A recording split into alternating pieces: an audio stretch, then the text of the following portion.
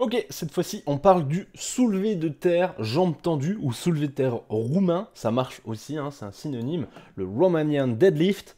Donc là, concrètement, ça ressemble à ceci.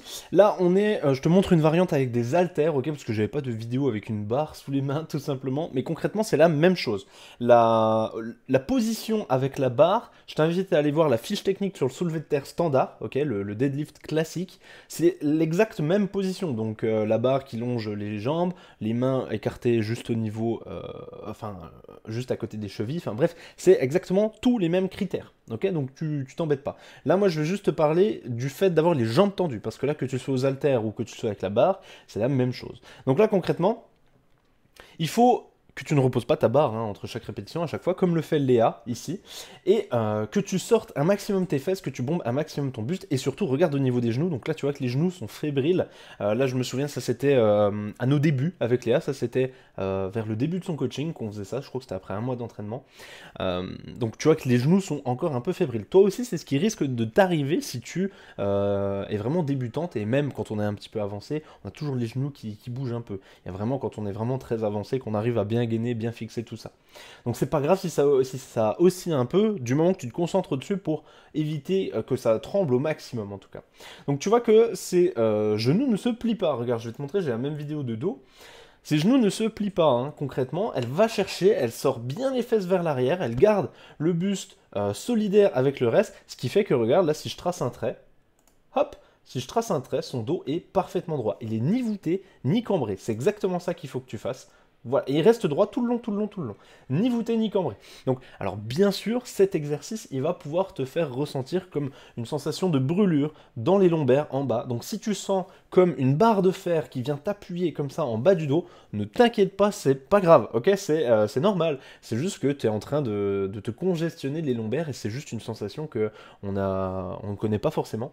Et du coup, on a l'impression qu'on est en train de se faire mal au dos. En fait, il faut vraiment que tu arrives à distinguer ces deux douleurs-là entre si tu as une barre en fer large qui t'appuie sur tout le bas du dos en même temps, c'est bon signe, ok? Ça veut dire que tu travailles correctement et c'est une douleur qui est normale et qui est même conseillée. Ça veut dire que tu vas progresser.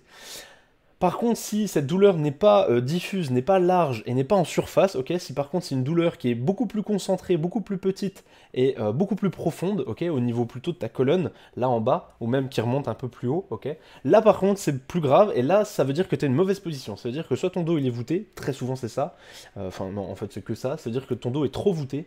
Ok. Ou alors ça veut dire que tu as changé l'angle de ton dos pendant le mouvement. C'est-à-dire que tu as peut-être commencé droit, tu as peut-être été droite un long moment, sauf qu'au bout d'un moment, tu as voûté.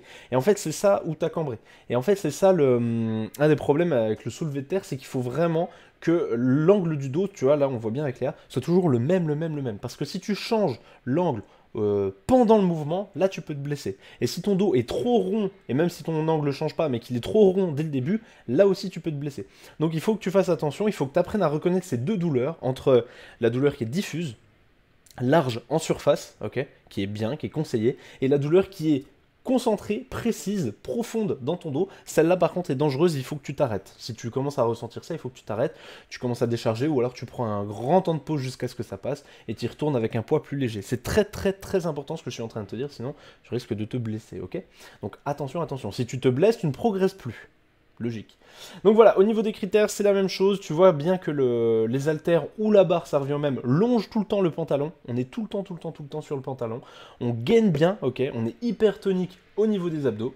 Et du coup, voilà, désormais, tu sais faire un soulevé de terre, jambes tendues.